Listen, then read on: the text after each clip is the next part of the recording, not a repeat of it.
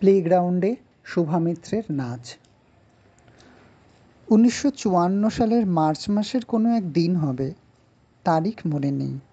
আমি ওপরে গেছি স্টিমার দর্শনের জন্য। মা বললেন, চারুপদ বলছে তুমি ভালো নাচতে পারো, আমি তোমার নাচ দেখতে চাই। কবে মা? আমি বললাম।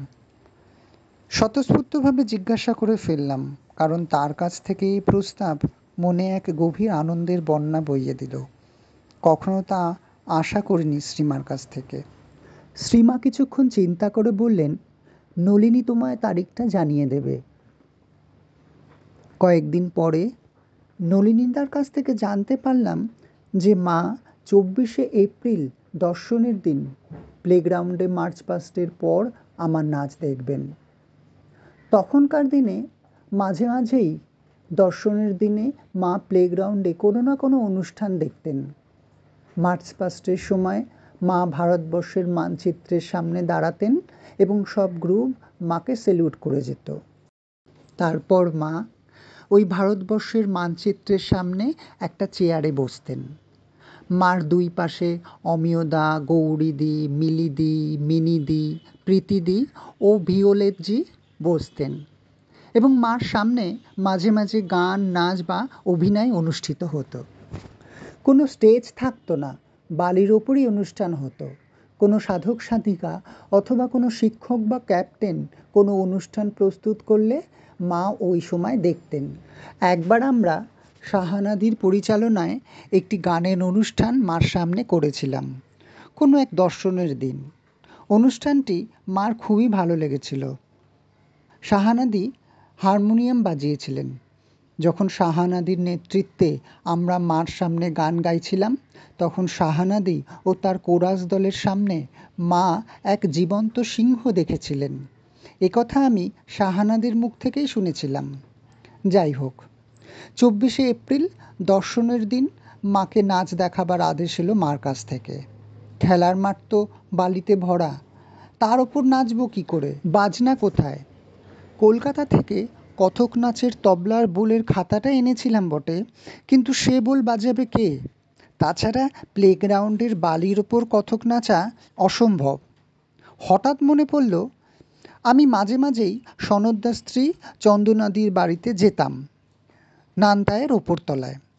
চন্দনাদি খুব ভালো গিটার বাজাতেন এবং ওনার একটা ছোট অর্গান ছিল। আমি প্রায়ই ওই অর্গান বাজিয়ে রবীন্দ্রসঙ্গীত গাইতাম, আর চন্দনাদি গিটারে যেসব বাজনা শিখেছিলেন সেগুলি বাজাতেন। আমার গান ও ওনার গিটার মিলিয়ে আমরা ছোট ছোট কম্পোজিশন করতাম। মন্দ লাগতো না। চন্দনাদিকে অনুরোধ করলাম ওনার গিটারের কয়েকটা বাজনা বাজাতে। আমি তার সঙ্গে নাচ তৈরি করলাম। কি করে নাচ কম্পোজ করতে হয় আমি জানি না, শুধুই সুরের ও তালের ছন্দে ছন্দে নিজের দেহকে এলিয়ে ভাসিয়ে দেওয়া ছাড়া।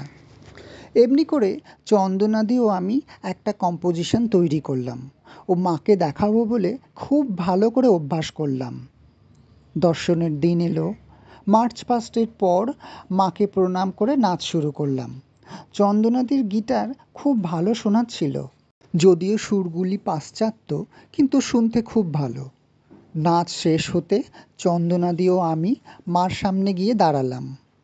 মা দুজনের দিকে চেয়ে মিষ্টি হাসলেন, কিন্তু কিছু বললেন না। মা তার ঘরে চলে যাবার পর আমি মিলিদির গ্রিন রুমের দিকে হাঁটতে লাগলাম পোশাক বদলাবো বলে। মাঝপথে গেছি, হঠাৎ মোটা কাকা মানে প্রণবদার বড় কাকা চারুপদ ভট্টাচার্য ডাকলেন, শোভা, মা তোকে ডাকছেন। মার ঘরের ভিতর ঢুকে দেখলাম দরজার বাঁদিকে একটা কুশন দেওয়া চেয়ারে মা বসে আছেন। আমি গিয়ে মার পায়ের কাছে বসলাম, মাকে প্রণাম করলাম। মা খুব সুন্দর মিষ্টি হাসি হেসে বললেন, তুমি ভালো নেচেছ, তোমার নাচ আমার ভালো লেগেছে। হাতে কয়েকটা ফুল নিয়ে মা বসেছিলেন আমাকে দেবার জন্য। ফুলগুলি আমার হাতে দিয়ে মা বললেন, আমার যেটা সবথেকে ভালো লেগেছে সেটা হলো তোমার সমস্ত শরীরটা নাচছিল কমনীয়ভাবে, সমতালে। তোমার অঙ্গভঙ্গি ছিল স্বতঃস্ফূর্ত, সাবলীল। আমার তা খুব ভালো লেগেছে। অন্য সব নর্তকীদের মতো নয়, এমনি করে অমনি করে এই বলে মা কয়েকটা মজার অঙ্গভঙ্গি করলেন 2 হাত দিয়ে। আমরা দুজনেই হেসে উঠলাম। তারপরে মা আমার চোখের দিকে কিছুক্ষণ চেয়ে রইলেন ও আবার কথা বললেন। তুমি খুব ভালো নেচেছ, কিন্তু তোমার সমস্ত শরীর কাঁপছিল। তুমি খুব আত্মসচেতন হয়েছিলে। হ্যাঁ মা, আমি বললাম। কোনো একটা বিষয়ে আমি খুব সচেতন ছিলাম। মার পায়ের ওপর 2টি হাত রেখে বললাম, মা গো, আমার ভেতরে একটা বিরাট যুদ্ধ চলছিল। সেটা কি? মা বললেন, মা গো, অনেক ছেলে আছে যারা আমাকে পছন্দ করে। আমি তাদের নিয়ে যে কি করব তা জানি না। আমি যেখানে যাব তারাও সেখানে যাবে। তারা নীরবে জানায় তাদের প্রেম, আর আমিও নীরবে প্রত্যাহার করি তাদের। আমি নিজেকে সরিয়ে নিই, তাতে তারা খুব দুঃখ পায়। কয়েকজন তো খুবই দুঃখ পায়, তাতে আমারও বেদনা লাগে। আমি জানি না মা, এদের নিয়ে আমি কি করব। আজকে ঠিক নাচের আগে তাদের দেখলাম, আমার দিকে তাকিয়ে দাঁড়িয়ে আছে এখানে ওখানে। আমি এই চিন্তাগুলো চাইনি মা, কারণ আমি তোমার সামনে নাচ দেখাতে যাচ্ছিলাম। কিন্তু মা, তোমার উপস্থিতি আর তাদের অযাচিত উপস্থিতি আমার মধ্যে একটা গভীর আলোড়ন এনে দিয়েছিল। তার জন্যই আমার শরীর অত কাঁপছিল। মা গো, আমি নিজেকে সম্পূর্ণভাবে তোমার কাছে অর্পণ করতে পারছিলাম না। কিন্তু তুমি ভালো নেচেছো। এ কথা বলে কিছুক্ষণের জন্য মা নীরবে আমার চোখের দিকে চেয়ে রইলেন। তারপর আবার কথা বললেন। আমি জানি কয়েকজন তোমায় পছন্দ করে, কিন্তু তুমি তো সকলের কাছে নিজেকে দিতে পারো না। তোমায় বেছে নিতে হবে। মা আবার আমার চোখের উপর মনোনিবেশ করলেন। বললেন, শিল্পীদের এসব ঘটে। সবথেকে ভালো জিনিস হলো নিজের শিল্পের মধ্যে নিজেকে ডুবিয়ে দেওয়া, নিজের শিল্পের সঙ্গে এক হয়ে যাওয়া গভীরভাবে। এখানে আমাদের আরও উচ্চতম একটা আদর্শ আছে। কোনো মানুষের চিন্তা না করে শুধু ভগবানের চিন্তায় ডুবে যাওয়া, শ্রী অরবিন্দের চিন্তায় মগ্ন হওয়া, যিনি আমাদের প্রভু। যখন তুমি নাচো বা গান গাও, তুমি তো উভয়ই করো। মনে করতে চেষ্টা করো যে তুমি শ্রী অরবিন্দের সামনে নাচছো। তোমার শিল্পকে তুমি তার কাছে অর্পণ করছো, তোমার প্রভুকে অর্পণ করছো। তখন তোমার আর কোনো মানুষের চিন্তা আসবে না। মা আমার হাতে আরও কয়েকটা ফুল দিলেন ও আমার 2টি হাত নিজের হাতের মধ্যে নিয়ে বললেন, এটাই উত্তম উপায়, নিজের শিল্পকে ভগবানের কাছে অর্পণ করা। মার পায়ে হাত রেখে আমি বললাম, মা, ভগবান কি আমাদের এই নিবেদন গ্রহণ করতে আসেন? মা বললেন, হ্যাঁ, অবশ্যই, কিন্তু নিবেদন, প্রকৃত নিবেদন হতে হবে। মা আবার আমার দিকে তাকিয়ে গভীরভাবে চেয়ে রইলেন। বললেন, আমি এই বছর 1 ডিসেম্বর স্কুলের বাৎসরিক অনুষ্ঠানে তোমার নাচ রাখতে চাই। বেশি বড় করো না, ধরো 15-20 মিনিট। আমি সুনীলকে বলবো তোমার নাচের বাজনা তৈরি করতে। মা, আমি কি নাচটা কত্থক স্টাইলে করব? আমি তো শুধু ওই স্টাইলটাই শিখেছি। না না, কোনো স্টাইলে নয়। আজ যেমন স্বতঃস্ফূর্তভাবে নাচলে, তেমনি নেচো, তোমার নিজের স্টাইলে নেচো।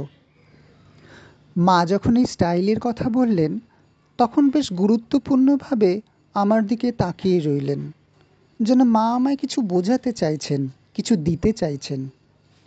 সেদিনের শেষ কয়েক মুহূর্ত নীরবে কাটল মার সঙ্গে। মা তার চেয়ারে বসে আছেন, আমি তার পায়ের কাছে বসে। মা আমার দিকে চেয়ে আছেন। মনে হচ্ছে যেন মা কত উঁচু থেকে, কত ঊর্ধ্ব চেতনা থেকে আমায় দেখছেন। মা আমায় ফুল দিলেন, আশীর্বাদ করলেন মাথায় হাত রেখে।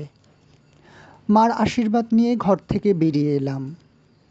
আজও মনে পড়ে সেদিনের সেই অনুভূতির কথা। মার ঘর থেকে বেরিয়ে প্লেগ্রাউন্ডে এসে দাঁড়ালাম। প্লেগ্রাউন্ডে অগণিত লোক। প্রণবদার সে জলদগম্ভীর ধ্বনি, মায়ের ঘরের দরজা, ভারতের মানচিত্র, আরও কত কিছু চোখের সামনে দেখছি, সব কিছু পার্থিব হয়েও যেন পার্থিব নয়, কত আলাদা।